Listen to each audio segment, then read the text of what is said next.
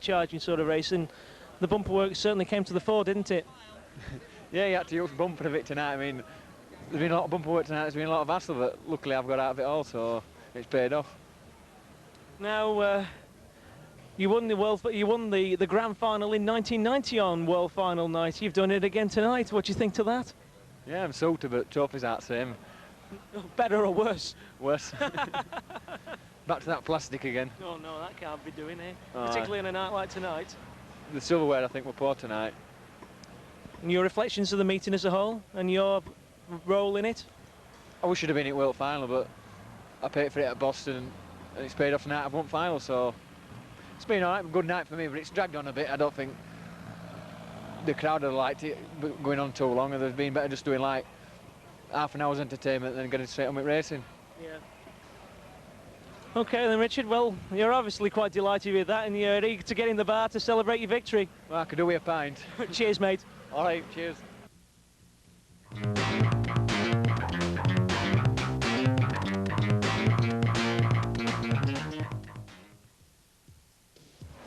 going to be 5, but next time Mr. Starter for your race leader as 146 goes flying into the fence, courtesy of the 77 Impact front bumper. Moving through on the outside and takes the lead. First. With the World Final over, the stock car season went into slowdown mode. But in the closing months of 1992, there were 3 meetings that were some of the best of 1992. Round 6 of the Brisca Club Grand Prix saw Long Eaton at its fastest yet. A 1992 record of 62 cars booked in and brought all the expected action with them. Drivers making a comeback. The starter, will Dave King in car 31 be able to hold out the hard-charging superstar? As the laps tick away, they've both got almost identical machines, both superbly prepared and looking superb. 31, Dave King holding out the superstar. 33, Peter Balding. All eyes on these two top men as we're moving on to the last lap next time round. He could be in for a climax in this second race tonight. 31, Dave King, what's he going to do in an effort to try and hold out? 33, Peter Balding, moving through the back straight for the very last time. The yellow top seems to have a little bit of a lead there. And Balding's going to be denied the killer punch, moving through the turns for the very last time. Will the yellow top hold out? And what a superb spin out. 33 takes King straight out. Everybody's on the feet. And 175, Rob Pearce steals the second heat of the night. What a superb culmination to the second Brisca Formula 1 race.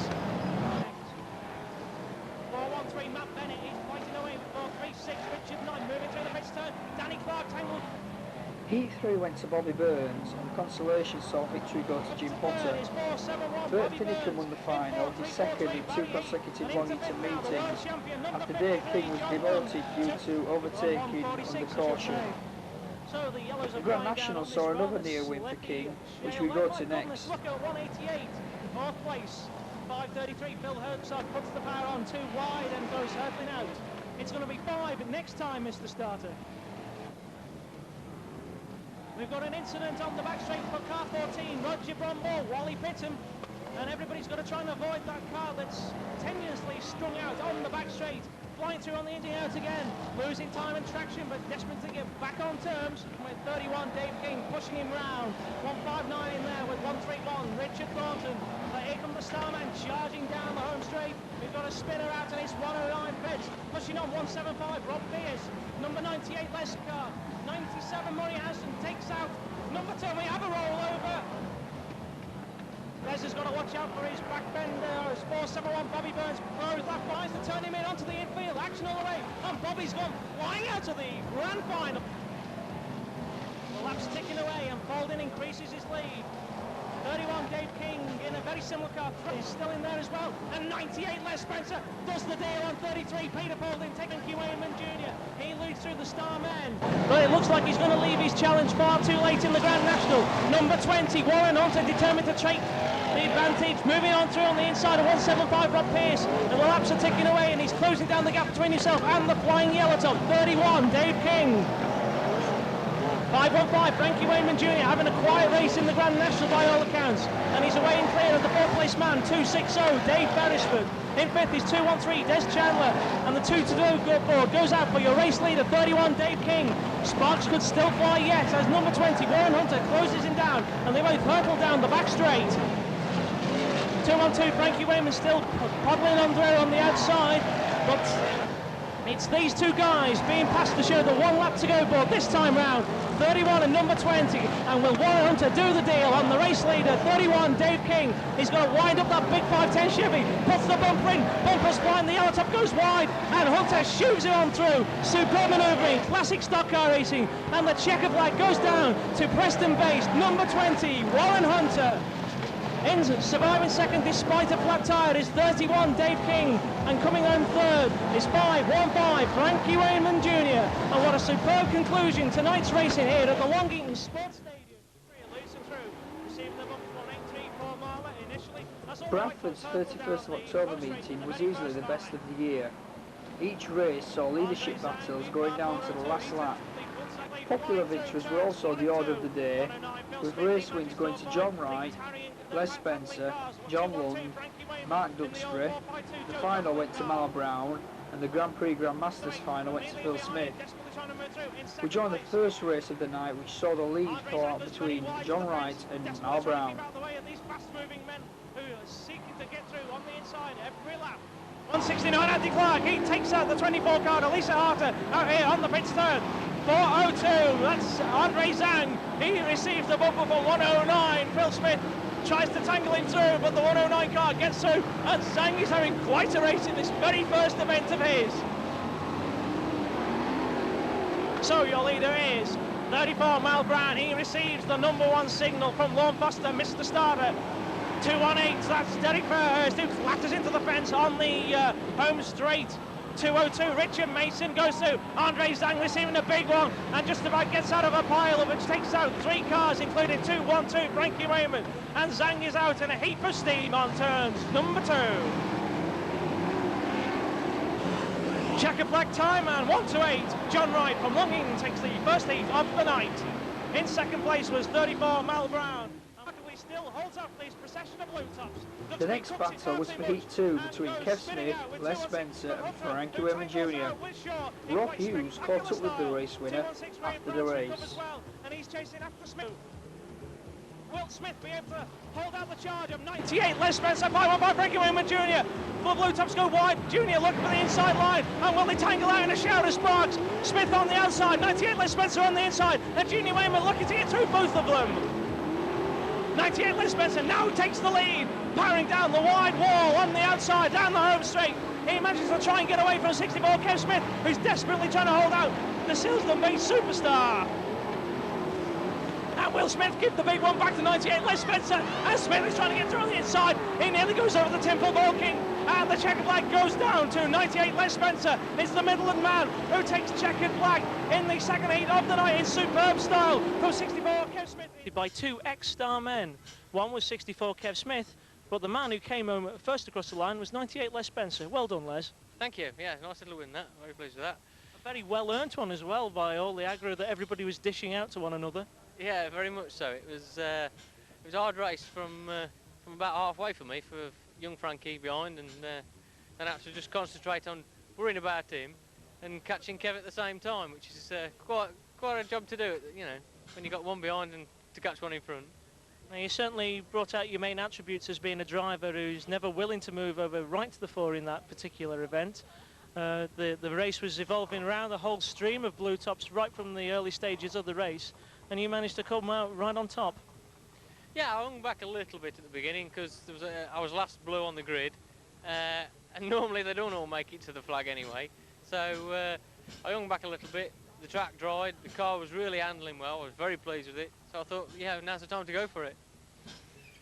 Obviously not disappointed by your downgrade in towards the latter part of this season then? No, not disappointed at all really, because I had an engine blow up twice this year, which just stopped me from racing. First time was for 5 weeks and then for 3 weeks, so that's why I lost the red top really. And since we got it back together, we've got it sorted out now, I'm very pleased with it. Very pleased indeed. Double points tonight. I suppose you're a little way off for the Grand Prix, aren't you? Yeah, a little way off. I think prize money's only down to 6, so if I can scrape in at 6, I should be lucky, I should think.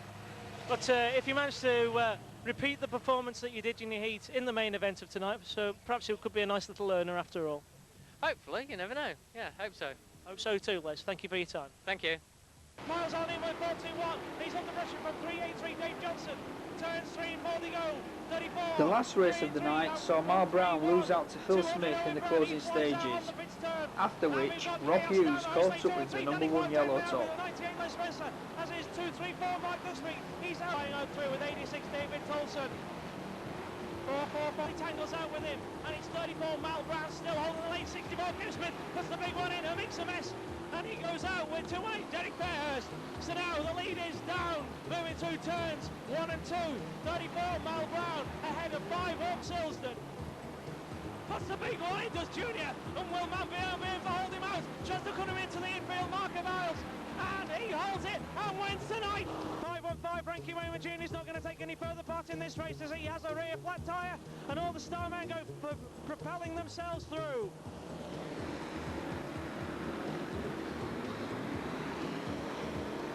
3 Dave Johnson, he's under a lot of pressure from 98 Les Spencer, and they go flattering into the 362 car, and Mal Brown powers down on the outside and retakes the lead. Well, superb stock car racing we are being treated to at Bradford Stadium. 35 to the wall just a little bit, down the back straight, puts the power down on the loud pedal once again, and he desperately tries to hold out the man in the 109 machine. The lap boards go out. Lorne Foster indicates that 34 Mal Brown still holds the lead. In third is 98 Les Spencer, up to fourth now, 33 Peter Foley, but 109 Phil Smith looks for the inside line. Mal Brown shuts him out once again, and this is good stock car racing.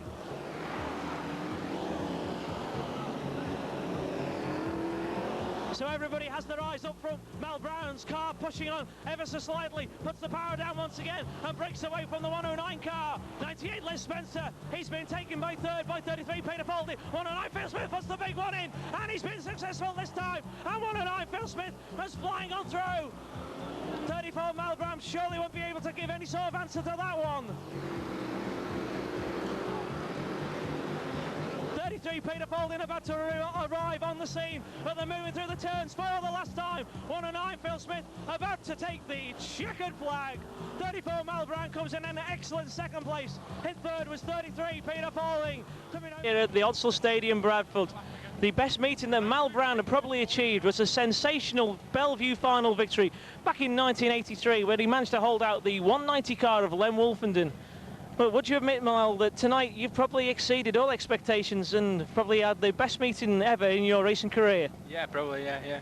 Yeah, we were thinking we were hoping on a good meeting to get it up in Boss Track Championship, but, you know, mechanics were saying, no, you'll have to have a good place and win final, but, I mean, you never really think it'll just happen as good as that, but they're pretty good tonight, yeah. Now, obviously, the car was handling to perfection, would you say? Yeah, we just put a Uzi on outside front for the last race, because mechanics like Uzis, I'm into these cheap Pirellis, and I'm sure the Pirelli were better, you know, we're pushing on worse in that last race then than what, or maybe tracker got down to tarmac and it was, you know, but, yeah, but I still think it could go better, but, you know, that's, yeah. Well, if we actually look at the races in question where you performed so well, first of all, the night's grand final itself, certainly got a very good break straight away from your yellow top start. Yeah, I just got away. When young Frankie came along, I could see him with about 6 to go. He was keeping up on me all the time, and the car went a bit sick. Distributor moved last few laps, and he just caught me a very quick last 3 laps. And I thought, yeah, he's going to have me here. Like, he gave me a good bat on last bend, but he jumped out of gear, and I just managed to chop him up. So I got up at line first, like, but yeah. Yeah, you were obviously planning your moves quite early on there. So when Frankie came in for the kill, you were quite prepared for him. Yeah. Your engines are funny, if you give it stick all the time, it goes a bit sick at last few laps, and so you tend to try and drive to as fast as it'll go, but keep as much shut off and save a bit for end if you can, like if it's possible. Like once it gets over 100 degrees temperature, engine starts going a bit sick, like, you know, at last few laps, like. Hell of a heat that is, isn't it? Yeah. But moving on to the very last race tonight, you were planning to do it all over. Yeah. I had a good start from back at Yellows. I got down inside of him pretty quick, got to the front. Dave Johnson with me all the time.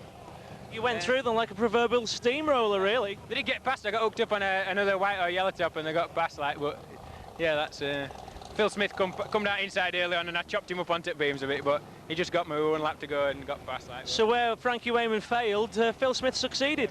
He got me that wide on tip muck. I didn't just have a chance to come back at him. Like, well, I was going to have a go at him, but that were maybe another time. Well,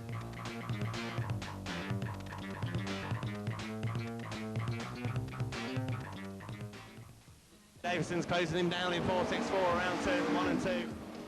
The next big meeting of the season was at Birmingham due to a bold £50 per driver start money experiment. The best race saw Jamie Davidson, Peter Faulding and Andy Hodgson fighting for the lead, with somewhat unfortunate consequences for Hodgson. Andy Hodgson, the man applying that pressure in car number 272, with Peter Faulding close in third in 33. In lead three altogether as they come onto the home straight. Jamie Davidson still leading in 4.64, holding out Andy Hodgson 2.72. Bumpers coming in around turns 1 and 2. Hodgson gets up the inside in 2.72. Jamie Davidson shuts the door in 4.64. Hodgson comes in harder around turns 3 and 4. This time Davidson can't hold it, and Hodgson's coming through in 2.72 to lead on the home straight. Can Jamie Davidson reply in 4.64? He certainly gets close around turns 1 and 2. But Andy Hodgson has the measure in 2.72 and pulls away in the lead down the back straight. Angel Davidson back to second in 4.64, and Peter Faulding's leaning on him in 33, trying to get through to that second place, which he does as they go on to the home straight. Jamie Bean now in fourth in 3.09, closing on the Jamie Davidson car at 4.64, but Andy Hodgson 2.72 pulling right away in the lead. 33, Peter Faulding giving chase. But Andy Hodgson 2.72 certainly looks clear favourite to take heat 2. He's really flying in that new car with 5 laps to run next time for the 2.72 lead car in Brisca Formula 1 stock car heat 2. Peter Faulding still in second in number 33. Andy Hodgson's got some traffic in Needle in front of him, 2.72. Gary Tresser going right across the front of him, caused a slight problem for the 2.72 car. He pulls right away once again, although Peter Faulding has closed slightly in car number 33. There's a big shunt on the back straight as the leaders come by, and Andy Hodgson's in trouble in 2.72. Grants a bank and he rolls the car right over and out the lead. That's a big roll over Hodgson there on the back straight. Slightly in car number 33. There's a big shunt on the back straight as the leaders come by, and Andy Hodgson's in trouble in 2.72. Grants a bank and he rolls the car right over and out the lead. That's a big roll over Hodgson there on the back straight. But he's a long way back, and it looks like he's just going to have to O-Jane that one with 33. Peter Faulding crossing the line, takes the check.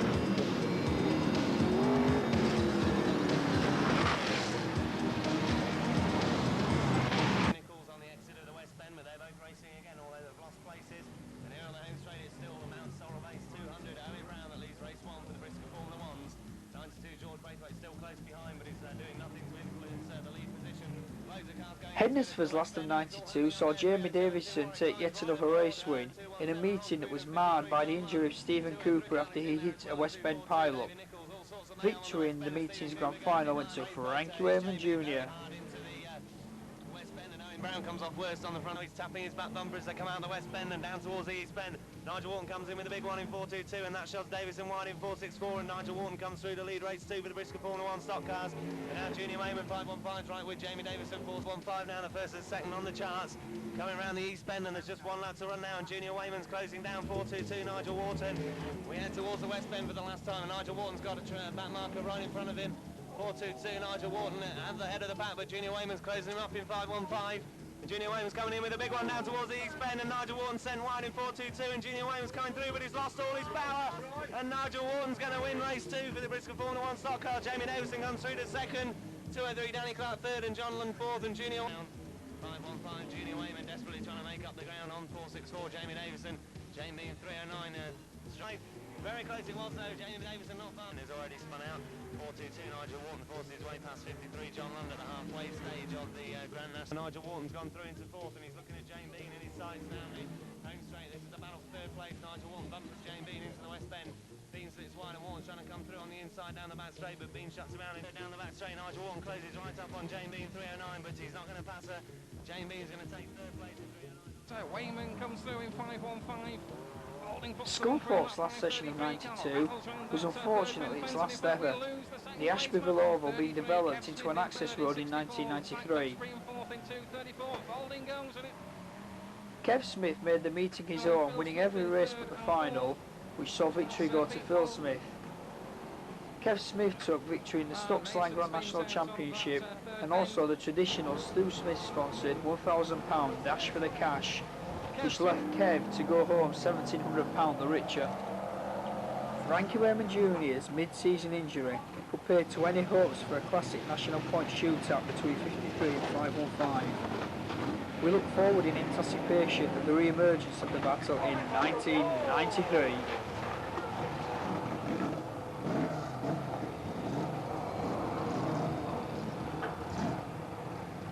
And it looks like Ross Humphrey's needing some attention down there on the home straight, so quite a heavy knock. Mr. Starr, if you can bring him to a stop with 34 as the lead car right in front of you. Home strength problem seems clear down on the home strength then. Russ help from his car. The battle on at the front of the grid. 5 laps to run, Mr. Starder.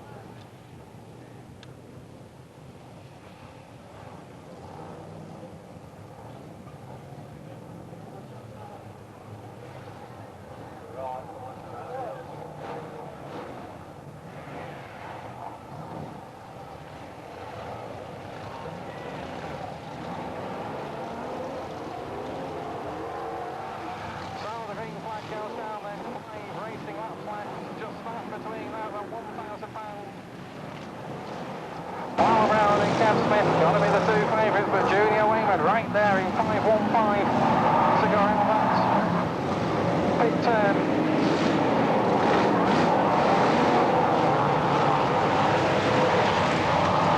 On the full lap marker goes out, and it looks as though Melville loses his chance of 1,000 on that third and fourth turn. It's now between Kev Smith and 5.15 Junior Wayman. 4 laps left to run.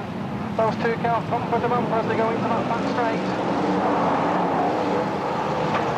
In goes the bumper, Junior Wayman puts it in, out goes Kev Smith, out goes Junior Wayman as well.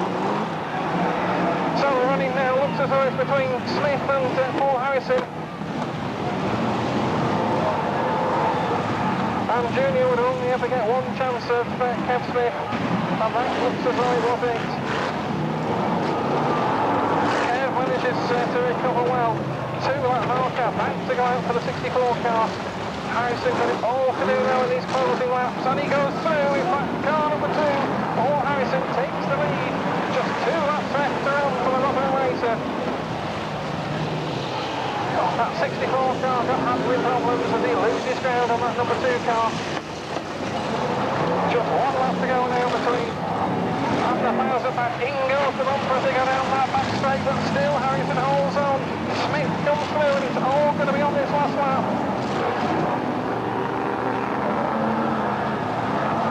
And Smith has problems. Harrison struggles to find grip as those 2 cars go into the pit turn for the last time. Harrison's really going to wind it up going down this back straight, but surely not on the through.